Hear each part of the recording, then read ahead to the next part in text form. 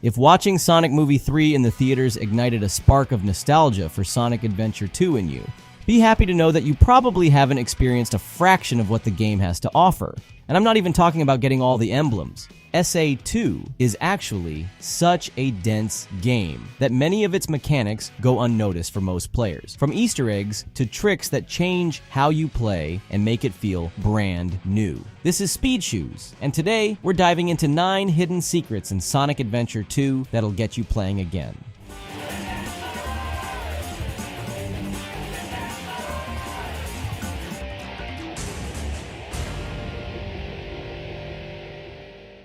Number 1. Getting A ranks can be difficult in this game, and while most players focus on accumulating a high score, there's another method: collecting every single ring in a stage. It gives you a guaranteed A rank, regardless of how low your points are. Even if you get hit and lose your rings halfway through the level, you'll still get it, as if the game has some system to track rings collected. The problem is that many areas such as White Jungle have inaccessible rings that seem to have been placed carelessly by level designers, so it's not possible in all stages. But it still can be a very fun and refreshing way to challenge yourself in stages like Metal Harbor. Beware of the hidden ring on top of the pulley bit though. Number 2. The Bounce Bracelet, one of Sonic's upgrades, is primarily used for breaking through floors and reaching high platforms. However, advanced players have discovered it can also be used in another, very overpowered way. This is the Super Bounce. All you have to do is spin dash into a wall, and when you hit it, push the jump and attack buttons at almost the exact same time. Sonic will do a huge bounce upwards, which can be extremely useful for finding shortcuts. You might need a little bit of practice to get the timing right, but it's not difficult at all, and it can completely change the way you play. Mastering the Super Bounce adds a new level of depth to Sonic's gameplay and is a must-know for time record hunters.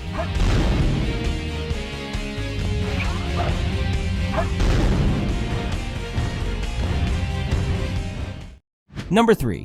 The adventure games are unique in the way they have permanent power-ups hidden in their levels. Sometimes they're easy to find and required for progression, but there are some optional ones. The weirdest optional upgrade are the Magic Hands that can be found by getting the Bounce Bracelet and Flame Ring and backtracking to City Escape.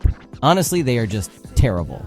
You press the action button and turn the enemies into little action figures that can be thrown as explosives. You have to stop dead in your tracks to do it, so it's much more amusing than useful. The most useful optional upgrade is definitely the Air Necklace. In Aquatic Mine, lower the water level to 3 and go down this specific underwater path. It lets Knuckles breathe underwater permanently, which can make some parts of his stages incredibly easy. Be sure to get this power up the next time you play.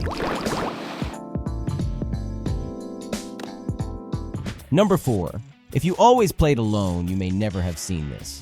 But the multiplayer mode in the battle version of Sonic Adventure 2 includes new playable characters: Amy and Metal Sonic for the speed gameplay style, Chaos and Tikal for the treasure hunting gameplay, and the Chao Walker and Dark Chao Walker for the mech gameplay. It works as a versus mode, so you can, for example, make Sonic and Metal Sonic compete in a race. Each have unique abilities, and although you can't play as these characters on single player traditionally, you can do it on PC by downloading the Character Select mod. It's a nice experience running through old levels with these alternate fan favorite characters.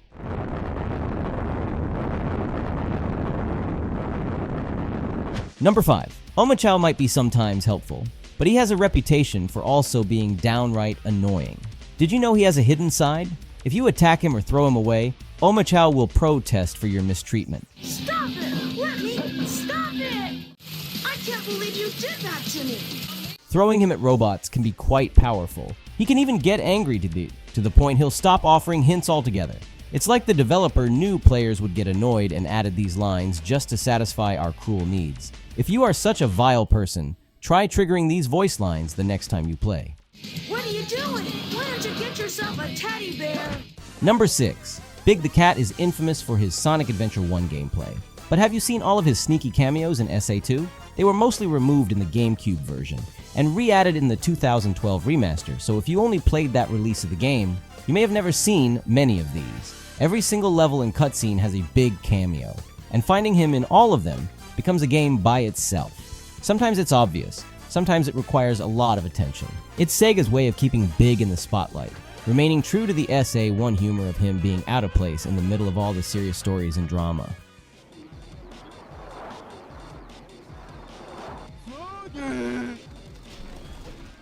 Number 7. There's a way of raising your Chao that's much faster and more fun than repeating stages for rings and Chao drives. Every level in Sonic Adventure 2 contains 3 Chao boxes, which are often tucked away in hard-to-reach locations. The first box gives you a key to enter the Chao garden.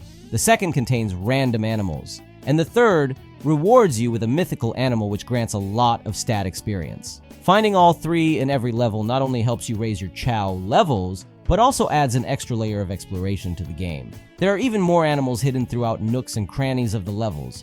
You probably never notice many of these secrets, and they are fun to find. You can make it even easier by using the infinite animal stats glitch. Just place the animal close enough to the Chao, and he'll gain experience, but the game won't understand that animal has already been used. If you position the Chao behind a wall so he doesn't walk away, picking it up and placing it will be basically automatic. Of course, the animals temporarily change the appearance of your Chao, but this is easily removed with the ghost animals you find in Pumpkin Hill, so it's very much worth it. Try raising Chao this way the next time you play. Number 8. If you had trouble trying to get A ranks in levels, it's probably because you missed this mechanic. The gold beetles are enemies that offer 1,000-point bonuses when destroyed. One of them appears in each level. However, you'll need sharp reflexes to destroy them in the few seconds they are visible. It may not seem like much, but these 1,000 points can make or break an A rank, especially in treasure hunt levels, as although the shard locations are luck-based, the gold beetles will always be in the same spot. Be warned of ones that are particularly difficult to find, like the one in Dry Lagoon, where you'll have to use the Mystic Melody to get to it. Of course, cart levels don't have any gold beetle, and strangely enough, Pumpkin Hill only has it in the original Dreamcast version. Probably an oversight from the developers when porting it over to the GameCube. Number 9. This one has become a well-known secret, but few had the persistence of unlocking it.